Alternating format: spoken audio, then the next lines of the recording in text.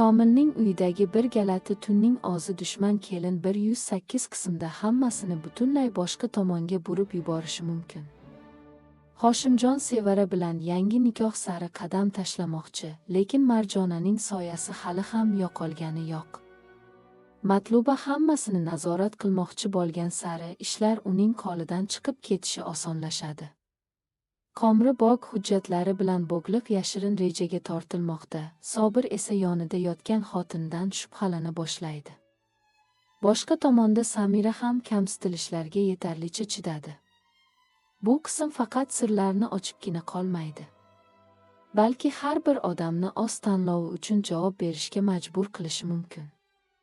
Ba'zi munosabatlarga boshida qaraganingda baribir hammasi joyiga tushib ketadi, deb o'ylaysan.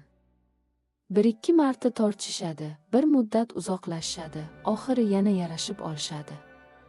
Lekin Hoshimjon bilan Marjonaning hikoyasini qancha kuzatsam, menda boshqa his paydo bo'lyapti. Go'yoki ular bir-birini sevmay qo'ygani uchun emas, balki juda uzoq vaqt davomida bir xil ohangda yashay olmay qolgani uchun ajralishyapti. Biri oqish orqali kelajagini ushlab qolmoqchi, ikkinchisi esa har oqshom uyda uni kutib turadigan odam borligini xohlaydi. Eshitganda oddiy tuyuladi, lekin hayotda ko'p nikohlar aynan shu joyda sinadi. Men uchun eng og'ir joy ularning ajrashish haqida gaplashgani emas. Aslida o'sha suhbat juda sokin edi. Hatto haddan tashqari sokin. Va aynan shu sokinlik qo'rqinchli. Hoshimjon deyarli endi ushlab qolishga urinmadi. Bir-ikki savol berdi, javoblarni eshitdi va qabul qildi. Menimcha, o'sha paytda u endi muhabbat uchun tortishmayotgandi. Balki o'z gururi og'riyotganini his qilayotgandi. Erkak kishi hali baland gapirayotgan bo'lsa, ko'pincha u baribir o'sha odamni yonida saqlab qolishni xohlaydi. Ammo u jimib qolsa, hammasini juda yengil ohangda aytsa, go'yo yo'qotadigan narsasi qolmagandek. Odatda eng xavfli nuqta shu bo'ladi. Marjonaga kelsak, men uni butunlay noto'g'ri deb o'ylamayman. Rostini aytsam, kasbini, o'qishini, o'z kelajagini saqlab qolishni xohlashini tushunaman. Ayniqsa u hali ta'limini tugatmagan paytda. Lekin muammo shundaki, u nikoh ozozidan kutib turadi, deb ishondi. U muhabbat yetarlicha kuchli bo'lsa, bir necha yillik masofa hech narsa qilmaydi, deb o'yladi. Balki uning xayolida Hoshimjon doim o'sha yerda, uni kutib turadigandek tuyulgandir. Shuning uchun u hozir menga o'qishim muhimroq, deb xotirjam ayta oldi. Ammo odam ba'zan doim boshqa narsadan keyin turayotganini his qilishga chiday olmaydi. Menimcha, hozir Hoshimjon aynan shuni boshdan kechiryapti. Bir jihatga juda e'tibor berdim. O'sha telefon suhbatidan keyin bu qahramon atrofidagi muhit butunlay o'zgardi. U avvalgidek jahli chiqadigan yoki onasining gapiga ergashib ketadigan holatda emas. U soviy boshladi. Mana shu sovuqlik esa eng noaniq holat. Menda keyingi voqealarda u hamma narsaga juda tez rozi bo'ladigandek taassurot bor. Hatto Sevara bilan uchrashish masalasiga ham. Bu uni tez sevib qolgani uchun emas, balki endi hech kimni kutishi shart emasligini o'ziga isbotlash uchun bo'lishi mumkin. Bunday qarorlar odatda fojia tomon olib boradi, chunki boshqa birovga uylanib, tashlab ketilgandek hisni unutishga urinish ko'pincha tinch yakun topmaydi. Matluba esa, rostini aytsam, men uchun eng qo'rqinchli odam shu. U baqirib chaqiradigan yoki hamma narsani oshkora buzadigan yovuz qahramon emas. Lekin o'g'lining hayotiga aralashish usuli odamni bo'g'ib qo'yadi. Go'yo Hoshimjonning baxti faqat u to'g'ri deb bilgan qolipdan o'tishi kerakdek. Marjona bilan ish yurishmagach, u deyarli darrov boshqa tomonga burildi.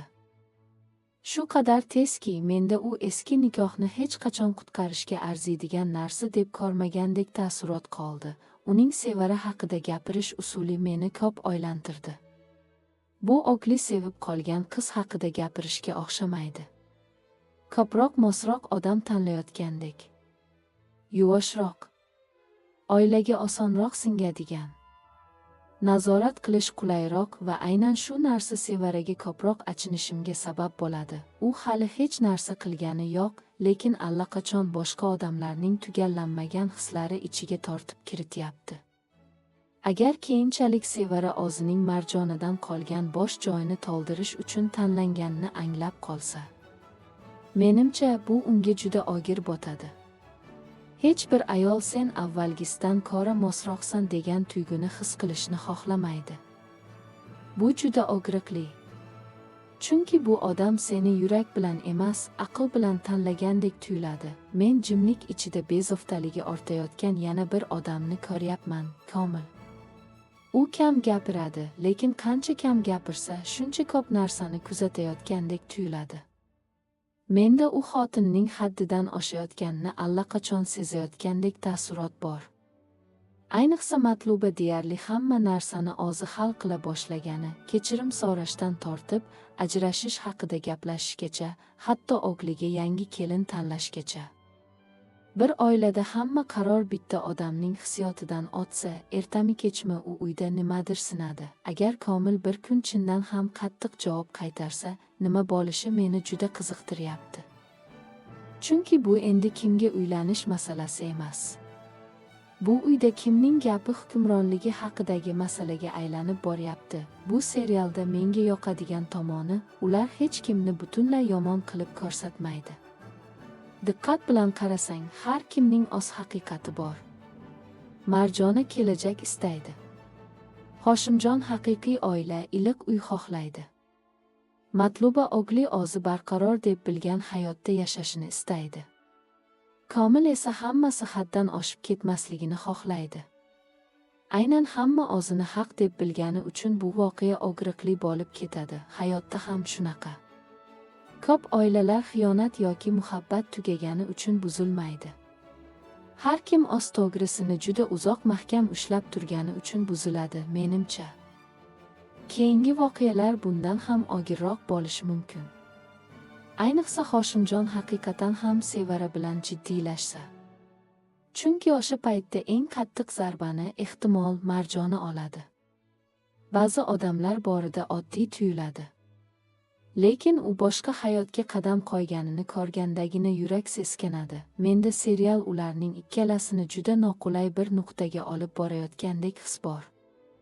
Go'yoki hislar hali tugamagan, lekin qaytishga gurur yetmaydi. Agar shunday bo'lsa, eng katta fojia ularning bir-birini yo'qotgani emas, balki ikkalasi ham bu nikohni saqlab qolishni xohlagan.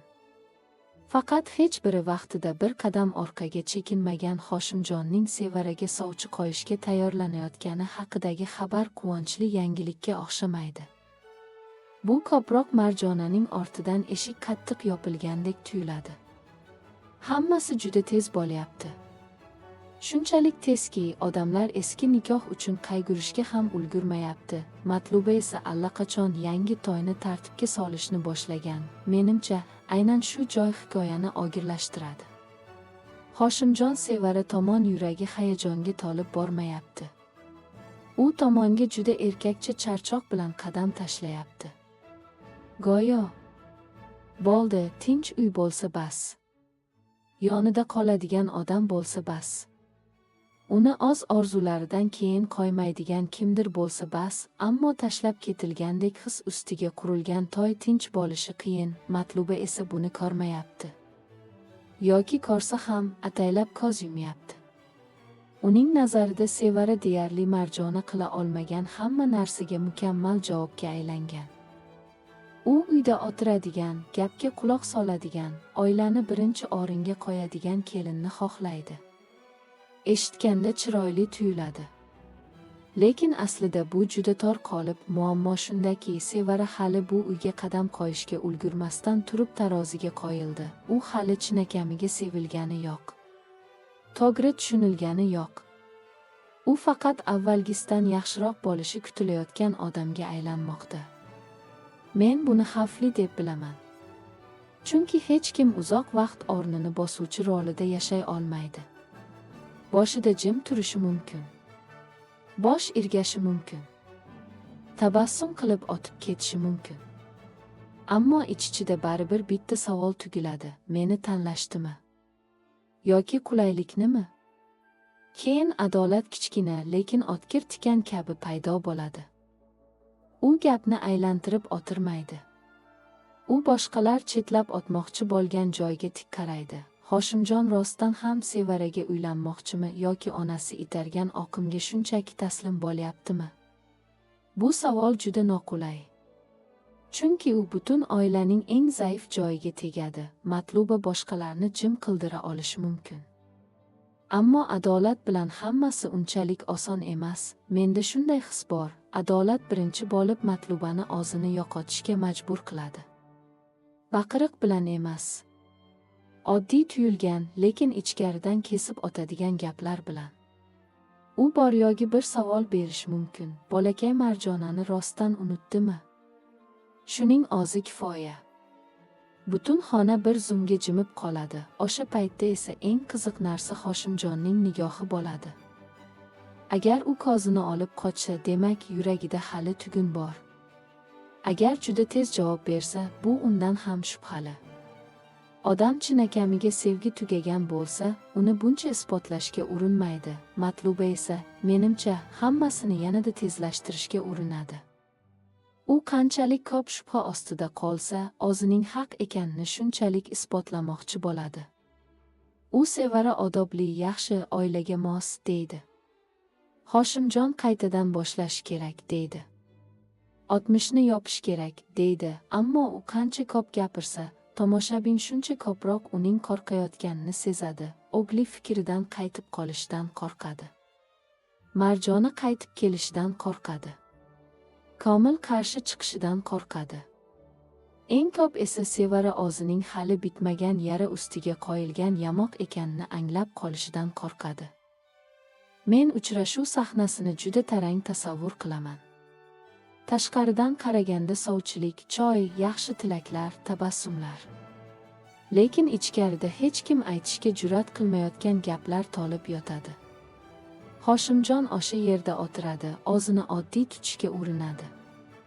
Sevara unga qaraydi, qarshisidagi erkak rostdan tayyormi-yo'qmi bilishga harakat qiladi. Matluba esa har bir gapni, har bir nigohni, har bir sukutni nazorat qiladi. Shu payt adolat bitta gap qo'shsa kifoya. Hammasi izidan chiqib ketishi mumkin. Men faqat shoshilib uylantirib qo'yib, keyin birovning qizini qiynab qo'yishdan qo'rqaman. Bu gap eshitilganda maslahatga o'xshaydi. Aslida esa Matlubaga to'g'ri urilgan zarba. Chunki Sevara buni eshitsa, o'ylay boshlaydi. Hoshimjon buni eshitsa, endi uzoq vaqt o'zini yaxshi deb ko'rsata olmaydi. Matluba esa aniq tushunadi, kimdir uni ko'rib turibdi. Bu to'y hali bo'lmasdan turib, unda buzilish hidi bor. Eng qo'rqinchlisi adolat sovchilikni shu zahoti buzishi emas. Eng qo'rqinchlisi, u Sevaraning yuragiga shubha urugini tashlaydi. O'sha lahzadan boshlab bu qiz hamma narsaga boshqacha qaraydi. Marjona tilga olinganda Hoshimjonning jim qolishiga qaraydi. Matlubaning ogli o'rniga gapirishiga qaraydi. Butun oilaning haddan tashqari shoshilayotganiga qaraydi. Qiz bola meni hali eski odamning soyasi ketmagan uyga olib kirishyaptimi? deb o'ylay boshlagan zahoti. Sevgi hali ochilishga ulgurmasdan sovib qolishi mumkin. Menimcha, katta portlash juda kutilmagan joydan chiqadi. Hech kim baqirishi shart emas. Faqat Sevara Hoshimjondan yolg'iz holda bitta savol so'rasa bas: siz menga uylanmoqchisiz, chunki meni xohlaysizmi? Yoki uni eslashni istamayapsizmi? Shu savol paydo bo'lsa, Hoshimjonning barcha sokin niqoblari tushib ketadi. U jim qolishi mumkin. Jahli chiqishi mumkin. Eski gaplarni ochma deyishi mumkin. Ammo qaysi javob bo'lmasin, bitta narsani fosh qiladi. Marjona hali uning ichidan butunlay chiqib ketmagan. O'sha paytda eng noqulay ahvolda qoladigan odam Sevara emas, Matluba bo'ladi. Chunki u kelinni uydagi bir buyumni almashtirgandek almashtirish mumkin deb o'ylagandi. Lekin odamning yuragi bunaqa ishlamaydi. Marjonaning ismi qancha uzoqqa surilsa, u har bir suhbatning o'rtasida shuncha aniqroq ko'rina boshlaydi. men adolat toyni ochiqchasiga buzadimi yo'qmi, aniq ayta olmayman. Lekin u hammasi Matluba xohlagandek silliq otishiga yo'l qo'ymasligi aniq. Balki u Sevaraga yolg'iz gap aytar. Balki qizning oilasini ogohlantirar. Balki Hoshimjonning eng og'riqli joyiga tegib, uni hali tayyor emasligini tan olishga majbur qilar. Shu paytda bu to'y endi yangi boshlanish bo'lmay qoladi. U sinovga aylanadi. Hoshimjon Marjonani rostdan qo'yib yubordimi, yo'qmi, shuni sinaydi. Sevara eski soyalar to'la uyga kirishga jur'at qiladimi, shuni sinaydi. Matluba o'g'lini yana bir xatoga itarayotganini tan olishga qodirmi, shuni sinaydi. Menimcha, keyingi qism 3 yo'ldan biriga ketishi mumkin. Birinchisi, Hoshimjon baribir uylanishga rozi bo'ladi. Lekin to'y kuni yaqinlashgan sari sovuqroq bo'lib boradi va Sevara qo'rqishni boshlaydi. Ikkinchisi, adolat uning Marjonaga hali ham ko'ngli borligini ko'rsatadigan biror belgi topadi va buni hammaning oldida ochiq aytadi. Uchinchisi, Marjona oila yangi masalani muhokama qilayotgan paytda kutilmaganda paydo bo'ladi. Uni qaytarib olish uchun emas, balki bir paytlar eri bo'lgan odam uning o'rnini qanchalik tez almashtirganini ko'rish uchun. Shulardan bittasi yuz bersa ham, tashqaridan ko'rinib turgan tinchlik endi saqlanib qolmaydi. Chunki bu to'y yangi muhabbat ustiga qurilmayapti. U gurur, bosim va hali qurimagan yara ustiga tikilmoqda. Bunday narsalar esa kul ustiga qurilgan bo'ladi. Shamol tegishi bilan yana alangalanadi. Komilning uyida yarim tunda eshitilgan ovoz hali to'y masalasi pishib ulgurmasdan hammaning yuragiga sovuq shubha tashlaydi. Menimcha, bu burilish juda kuchli. Kunduzi odamlar to'y, nomus, yangi kelin, yangi kelajak haqida gaplashadi. Kech tushishi bilan esa serial tomoshabinni butunlay boshqa qo'rquvga olib kiradi. Endi gap kim kimga uylanishida emas. Endi savol ancha sovuqroq. Bu uyga kim yashirincha kiryapti? Umida tovush eshitadi. U shunchalik qo'rqib ketadiki, yordamga odam chaqiradi. Bu sahnaning kuchi shundaki, unda ortiqcha shovqin kerak emas. Bitta eshik ovozi, bir lahzalik soya, qorong'i xona tomoshabinni seskantirishga yetadi. Chunki bu oilada eng qo'rqinchli odam tashqaridagi begona emas. Ba'zan u juda tanish odam bo'lib chiqadi. Keyin Habibulla ayni paytda paydo bo'ladi. U guvoh bo'lishni istamagan. Shunchaki yo'ldan o'tayotib chaqiriqni eshitgan, ichkariga kirib nima bo'lganini bilmoqchi bo'lgan. Ammo aynan uning borligi hammasini yashirishni qiyinlashtiradi. Bir odam tovush eshitsa, xayol qilding, deyish mumkin. Ikki odam birdek shubhalansa, voqeaning rangi o'zgaradi. Meni eng ko'p o'ylantirgan narsa Komilning soyasi. U yerda bo'lmasligi kerak edi. Ayniqsa Komilning uyidan yashirincha chiqib ketayotgan holatda umuman bo'lmasligi kerak edi. Sobir bu gaplarni eshitganda, menimcha, uning ichida aniq bir yoriq paydo bo'ladi. Bu endi shunchaki o'tkinchi shubha emas. U mayda bo'laklarni bir-biriga ulay boshlaydi. Xotini boshqa joyga bordim deydi. Odamlar esa uni Komilning uyiga yaqin joyda ko'rishadi. Uy ichida tovush eshitiladi. Bog' hujjatlari esa ko'pchilik qo'l cho'zmoqchi bo'lgan narsaga aylanib qolgan. Bularni yonma-yon qo'ysang, hammasi galati ko'rinadi. Sobir hozircha xotinining yolg'on gapirganiga ishonishni xohlamasligi mumkin. Oiladagi erkaklar ko'pincha shunaqa bo'ladi, shubhalanishi mumkin, lekin yonida yotgan odam undan nimanidir yashirayotganini tan olish juda og'ir. Bu faqat to'g'ri yoki noto'g'ri masalasi emas. Bu eng yaqin joyingda kamsitilgandek his qilish. Menimcha, bundan keyin Sobir darrov to'g'ridan to'g'ri savol bermaydi. U qaraydi, kuzatadi, uzoqroq jim yuradi. Ana shu jimlik Komil uchun yanada xavfliroq, chunki u hali ham o'zini xavfsiz deb o'ylashi mumkin, aslida esa kimdir allaqachon uning iziga tushishni boshlagan. Komilga kelsak, men endi uni faqat chidab yurgan kelin sifatida ko'rmayapman. Uning vahimali nigohida boshqa narsa bor. Balki fosh bo'lib qolishdan qo'rqayotgandir. Balki istamagan ishiga majburlanayotgandir. Balki u allaqachon o'zi boshqara olmaydigan katta ishga bir oyog'ini tiqib bo'lgandir. Eng achinarlisi shuki, Komriga o'xshagan odamlar ko'pincha hammasini ochkozlikdan boshlamaydi. Ular bosimdan boshlaydi. Onaning qistovi, pul va'dasi, faqat hujjatni olib chiqasan, hech narsa bo'lmaydi degan gap.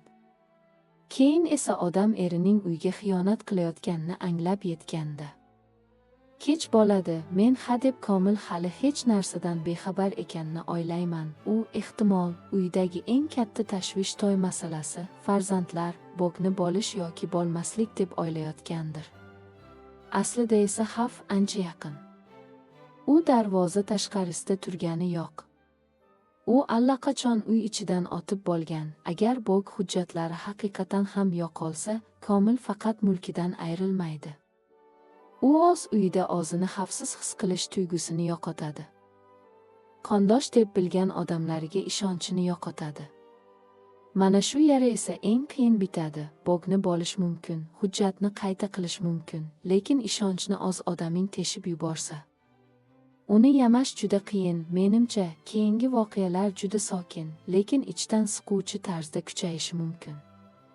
Hech kim darrov baqirib yuborishi shart emas. Faqat Komil shkaf tortmasini ochadi va hujjatlar turgan joy bezovta qilinganini ko'radi. Bir necha soniya jim turadi. Keyin uydagilarning ismini birma-bir chaqiradi. O'sha paytda havo sovib ketadi. Umida eshitgan qadam tovushlarini eslashi mumkin.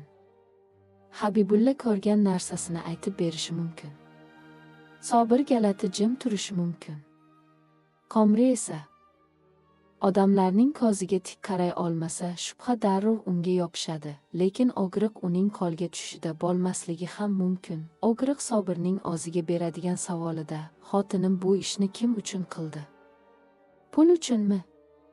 O'z uyidagilar uchunmi?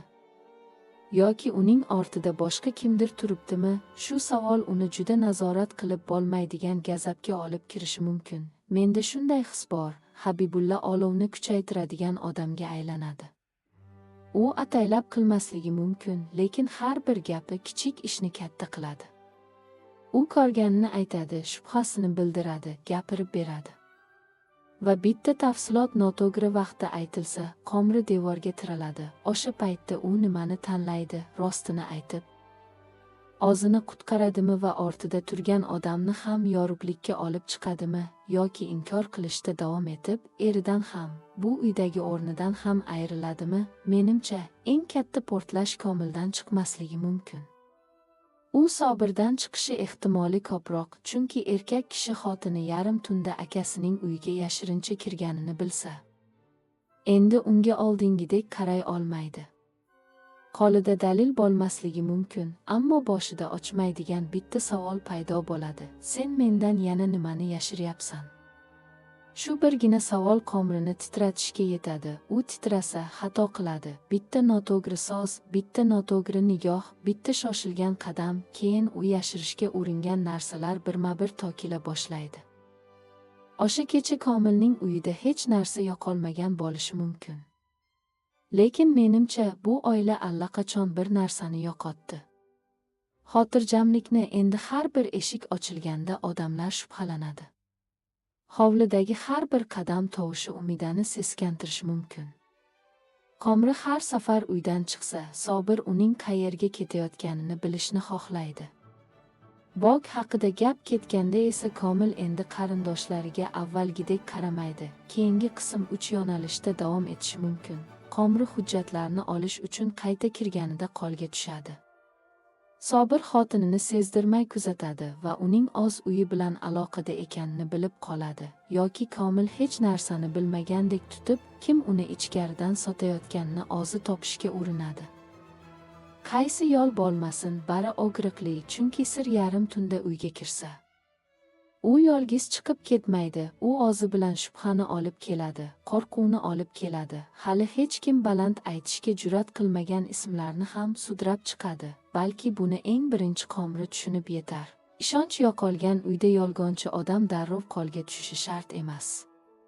uni oz qo'rquvi fosh qilib qo'yadi. Komri o'zini hali tinchlantirib ulgurmasdan, Matlubaning ismi hammasini yanada chuqurroq joyga tortib ketadi. Endi bu oshxona yonidagi bir-ikki gijgish gap emas.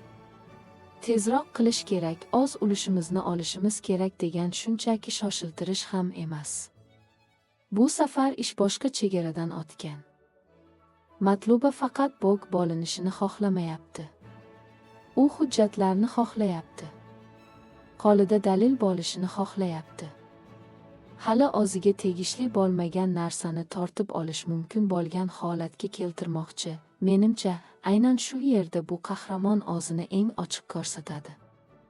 Oldin u o'g'limni o'ylayapman, oilani o'ylayapman, kelajakni o'ylayapman degan gaplar ortiga yashirinishi mumkin edi. Lekin Komriga Komilning uyidan hujjatlarni yashirincha olib chiqishni aytganda, o'sha niqob deyarli tushib ketadi. U endi odamlarni so'z bilan boshqarishdan boshqasini xatoga itarishga o'tadi. Bu ishga itarilayotgan odam esa Komri, u qaysi tortmada hujjat turganini biladi. Uyda qachon odam kam bo'lishini biladi. Hech kim eshitmasligi uchun qanday sekin yurishni biladi. Aynan shu narsalarni juda yaxshi bilgani uchun ham undan qochib qutulishi qiyin. Eng qo'rqinchlisi uning nima qilayotganini tushunmasligi emas. Eng qo'rqinchlisi u tushunadi. Lekin baribir qilishga majbur bo'lyapti. Bir tomonda ona, qon-qarindoshlik, ichidagi ochkozlik va qo'rquvga tegadigan qistovlar bor. Ikkinchi tomonda erining uyi, sobir, komil, mukammal bo'lmasa ham, u yashab turgan odamlar bor. Komri shu ikki tomon o'rtasida turibdi. Har ikki tomon ham uni ezib tashlashi mumkin. Balki u o'ziga faqat hujjatni olyapman xolos deb aytayotgandir. Hech kim olmaydi. Hech kim darrov hech narsasidan ayrilmaydi. Olib chiqib, o'z uydagilarga beraman, qolganiga aralashmayman deb o'ylayotgandir. Lekin aslida qo'li o'sha tortmaga tekkan zahoti. U endi chetdagi odam bo'lmay qoladi. U har kuni nonini yeb yurgan uyida xoin odamga aylanadi. Menimcha, keyingi sahnalarda Komrining titrashi juda tabiiy ko'rinadi. Bu zaiflikdan bo'lgan titroq emas, balki har bir qadamining ovozi borligini bilgan odamning titrogi. Kechasi uy juda sokin bo'ladi. Shuning uchun bitta tortma ovozi ham havoni tilib yuborgandek eshitiladi. U qo'lini uzatib tortmani tortadi. Keyin to'xtaydi. Quloq soladi. Sekin nafas oladi. Yana tortadi. Shu payt umida uyg'onib qolsa yoki yon xonadan Komil yengil yo'talib qo'ysa, hammasi shu zahoti sinadi. Ammo Komrining ortida undan ham xavfliroq odam bor. O'sha uka, u Komilning uyga o'zi kirishi shart emas. Qo'lini o'zi bulgashi shart emas. U faqat pul beradi, bir-ikki gap aytadi, biror narsa va'da qiladi. Keyin uydagi ayollarni eng qiyin ishni qilishga majbur qiladi. Menimcha, bunday odam eng xavfli. Chunki u qiziqqon emas. U hisob-kitob qiladi. Kim pulga muhtojligini, kim onasidan qo'rqishini, kimni bosim bilan sindirish mumkinligini, kim bog'dan ulush olishni xohlayotganini yaxshi biladi. U ochkozlikni sarmoyaga aylantiradi. Ogirlikni oldindan o'ylash qilib ko'rsatadi. Komrini esa o'z qo'liga aylantiradi. Matluba ham bunda aybsiz emas. U o'zini farzandim uchun qilyapman deb oqlashi mumkin. Lekin bir ona keliniga qarindoshining hujjatini yashirincha olib chiqishni o'rgatsa, bu endi kelajakni o'ylash emas. Bu qarindoshlik so'zlari bilan o'ralgan ochkozlik eng og'riqli nuqta. Komil. U ortida allaqachon urush boshlanganini hali bilmaydi. Balki u hali ham odamlar bog'ni bo'lish haqida gapiryapti, hamma biroz shoshilyapti, keyin hammasi joyiga tushadi deb o'ylayotgandir. Ammo u hali qarindoshlik degan narsaga ishongan paytda. Boshqalar uning xonasidagi tortmaga ko'z tikib bo'lgan. Men Komil avval hujjatning yo'qolganini emas, juda kichik izni sezishini tasavvur qilaman. Tortma biroz surilib qolgan bo'ladi. Bir chet qog'oz joyida turmaydi. Xonada begona hid bo'ladi. Oz uyida uzoq yashagan odam bunday mayda narsalarni sezadi, u hech narsa demasligi mumkin. Faqat qarab turadi.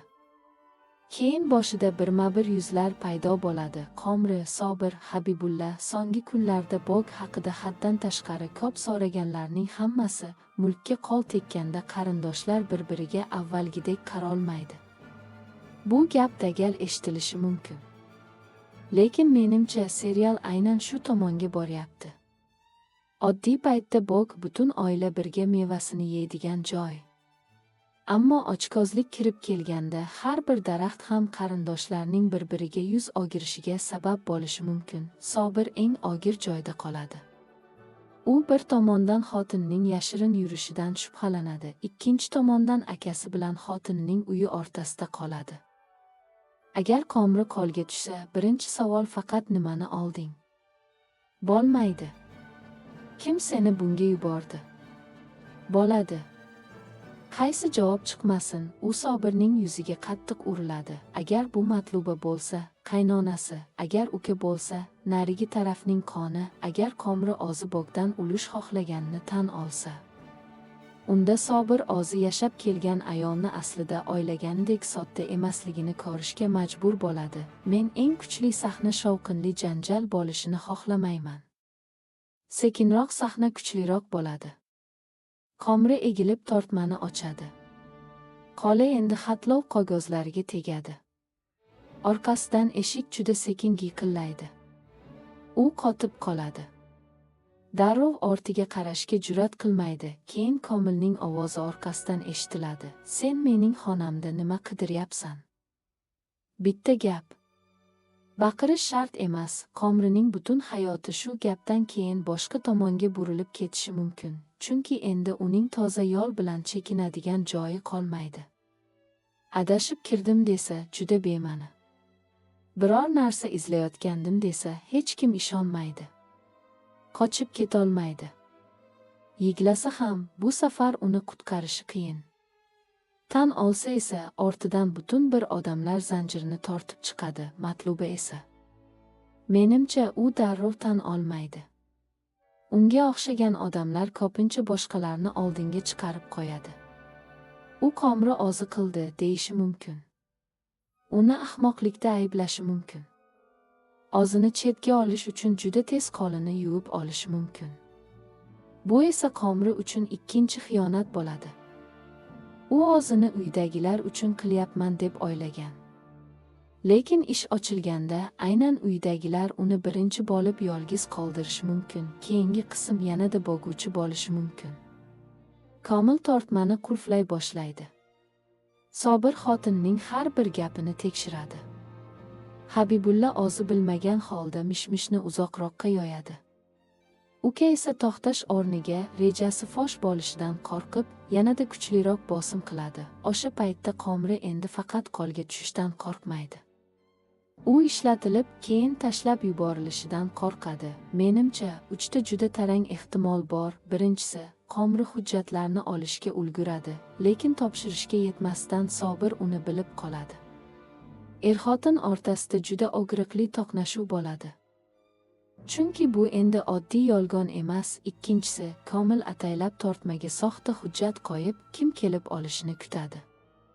Shunda faqat Komri emas, uning ortidagi odam ham oshkor bo'lishi mumkin. Uchinchisi, Komri haddan tashqari siqilgani uchun Matlubaning o'ziga qarshi chiqadi va o'zini qutqarish uchun hammasini tan oladi. Qaysi yo'l bo'lmasin, bu uyda tinchlik qolmaydi. Chunki Komrining qo'li tortmaga yo'nalgan paytdan boshlab, Bog endi shunchaki yer emas.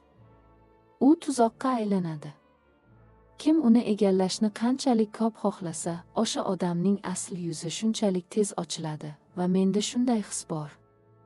Bu tuzoqda birinchi yiqiladigan odam Komil bo'lmasligi mumkin, balki aynan Komri bo'lar. Komilning uyi hali Bog, hujjatlar, shubhalar va yashirin qadamlar ichida qolayotgan bir paytda. Boshqa bir uyda Samira ham eng chekka nuqtaga siqib borilmoqda. U yerda yashirincha ochilgan tortma yo'q. Ko'z oldida fosh bo'layotgan mulk rejasi ham yo'q. Lekin har kuni yemirilib borayotgan bir narsa bor Bu yosh ayolning o'ziga bo'lgan hurmati, menimcha, Samiraning qismi boshqacha og'ritadi. U darrov portlab ketmaydi. Sekin-sekin sizib chiqadi.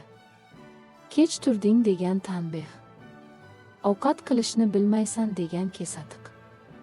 Ishni sekin qilganida tashlangan sovuq nigoh. Bir qaraganda uy ichidagi mayda gapdek. Lekin har kuni takrorlansa, u endi mayda bo'lmaydi. Qaynona Samiraga kelinlikni o'rgatayotgani yo'q. U unga o'zini befoyda his qildiryapti. Bu juda zaharli tuyg'u. Chunki odam ko'p kamsitilaversa, bir kuni o'zi ham balki rostdan men yaramasdirman deb o'ylay boshlaydi. Avvaliga Samira chidashga urindi. "Xo'p", dedi.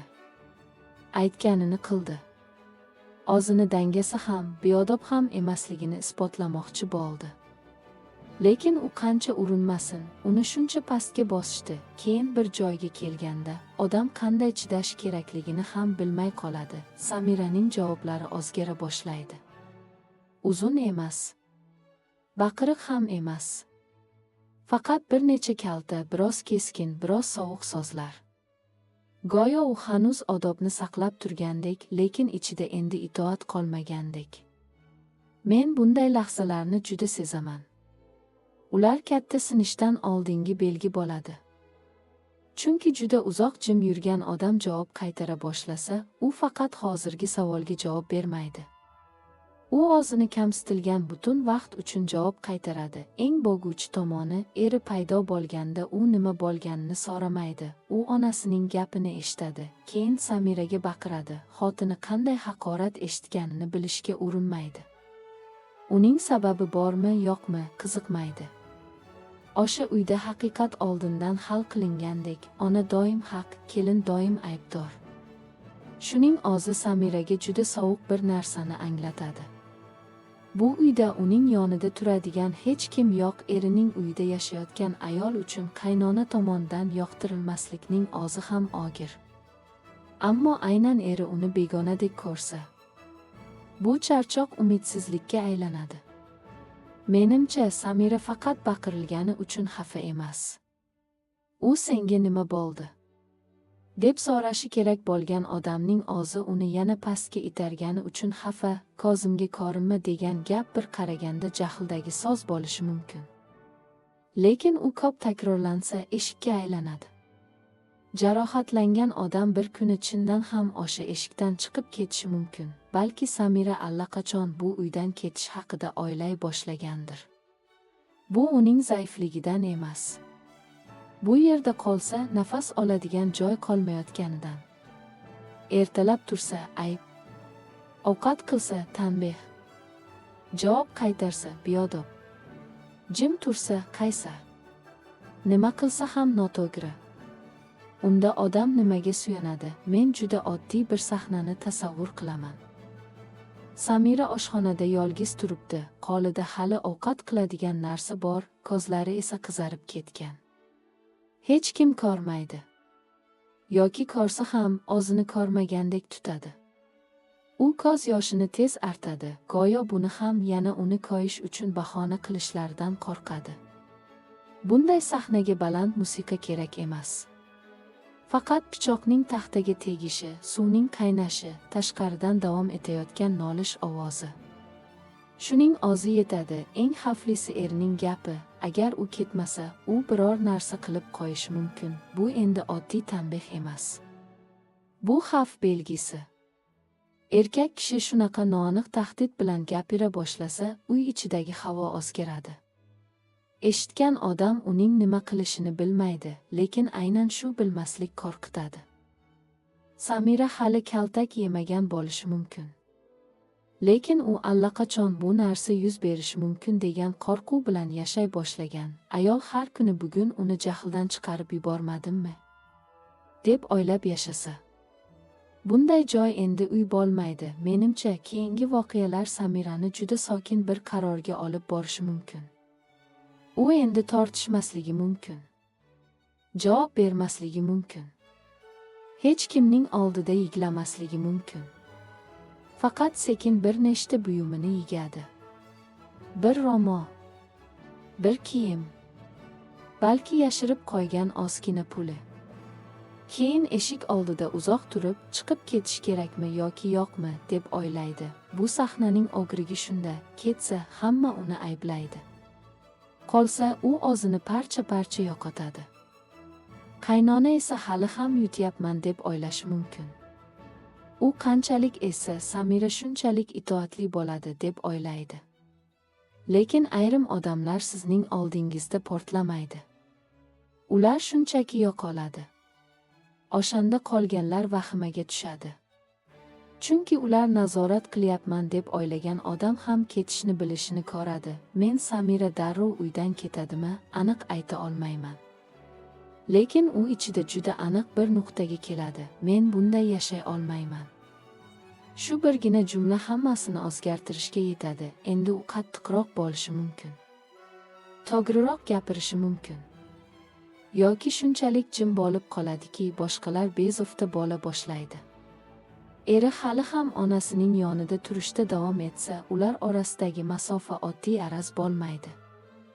U kesikka aylanadi. Bu kesikni bitkazish juda qiyin, ayniqsa uni qilgan odam hanuz o'zini aybdor deb bilmasa. Men uchta juda tarang ehtimolni ko'ryapman. Samira haddan tashqari siqilib, kechasi uydan chiqib ketadi. Uyda hamma sarosimaga tushadi.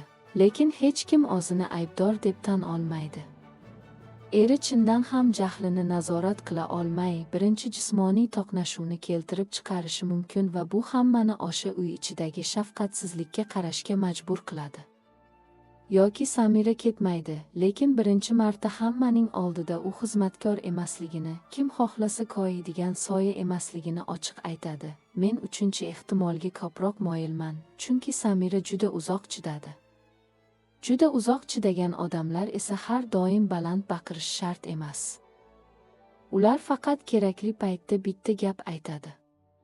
Keyin butun xona o'zi jim bo'lib qoladi. Savol shuki, Samira tik turgan paytda uni kim ushlab qoladi yoki aynan o'sha lahzada u bu uyda uni chin muhabbat bilan ushlab qolmoqchi bo'lgan odam aslida hech qachon bo'lmaganini tushunib yetadimi? Dushman kelin 108 qism prevyusini yakunlar ekanmiz. Menda bu endi oiladagi bir-ikki oddiy janjal haqidagi hikoya emas degan tuyg'u qolyapti. Hammasi eng chekka nuqtaga yetib kelgan. Hoshimjon Marjonani yangi nikoh bilan unutishga urinmoqda. Matluba esa o'g'lini nazorat qilish istagini tobora ochiqroq ko'rsatyapti. Sevara esa hali eski inson soyasi ketmagan uyga kirib qolish xavfi ostida. Komil bo'lsa, aynan o'z oilasi ichida xiyonatga uchrashi mumkin. Eng qo'rqinchlisi shuki, hech bir yoriq yolg'iz paydo bo'lmaydi. Komri Komilning uyi atrofida yashirincha yurganida, bog' hujjatlari nishonga olinganida, Sobir xotindan shubhalana boshlaganida. Men bu oilani qorong'i xonada turgandek ko'raman. Har kim qo'lida bittadan sir ushlab turibdi, faqat kimdir chiroqni yoqishini kutyapti. Chiroq yonsa esa, eng ko'p og'riqni fosh bo'lgan odam emas, balki o'zini hali ham yaqinlari himoya qiladi deb ishongan odam his qilishi mumkin. Boshqa tomonda Samiraning hikoyasi juda hayotiy og'riq beradi. U yerda katta fitna yo'q, mulk yo'q, o'g'irlangan hujjat yo'q. Faqat ko'yiladigan, kamsitiladigan. Erining o'zi achchiq gaplar orasida yolg'iz tashlab qo'yadigan yosh ayol bor. Bir payt kelib, jimlik endi sabr belgisi bo'lmay qoladi. U juda yaqinlashib qolgan ketish belgiga aylanadi. Endi qolgan savol shuki, birinchi bo'lib kim sinadi? Hoshimjon Sevara bilan yangi nikohga rostdan tayyormi yoki u Marjonadan qolgan bo'shliqni shu qiz bilan to'ldirmoqchimi? Komri sirini yashirishda davom etadimi yoki o'zini qutqarish uchun Matluba va uning ortidagi odamni yorug'likka olib chiqadimi? Samira yana chidab qoladimi yoki nihoyat o'z qadrini saqlashni tanlaydimi? Menimcha, bu qismning eng katta sabogi shunda, oila bir kunda buzilmaydi. Hammasi odatda juda kichik narsalardan boshlanadi. Bir kamsituvchi gap, bir marta tinglanmaslik, boshqaning majburlab qabul qildirgan qarori, qorong'ida yashirilgan bitta sir. Keyin bu mayda narsalar sekinasta katta yoriqqa aylanadi. Oxirida hamma sinish ovozini eshitadi, lekin hech kim ushlab qolishga ulgurmadi. Tomoshadan keyin har kim o'ziga bitta savol berishi mumkin. Oilada muhabbat muhimroqmi yoki nazoratmi? Yaqin inson xato qila boshlaganida tinchlikni saqlash uchun jim turish kerakmi yoki hammasi juda uzoqqa ketmasdan gapirish kerakmi? Nikohda eng qo'rqinchlisi nima? Muhabbat tugashimi yoki yonma-yon yashab turib ham hurmat qolmasligimi? Siz Marjona bo'lsangiz, qaytarmidingiz? Sevara bo'lsangiz, hali juda ko'p eski yara bor bo'lgan nikohga kirishga jur'at qilarmidingiz? Samira bo'lsangiz, yana chidarmidingiz? Yoki bir marta bo'lsa ham o'zingiz uchun tik turarmidingiz? O'z hislaringiz va fikrlaringizni izohlarda yozib qoldiring. Bu qismdagi qahramonlarga qanday qarayotganingizni juda eshitgim keladi. Dushman kelin prevyusi va tahlilini kuzatganingiz uchun hammangizga rahmat. Keyingi qismda bu sirlar qayergacha borishini birga kutish uchun kanalni kuzatib boring. Chunki bu sukunatdan keyin haqiqiy portlash juda yaqin turgandek.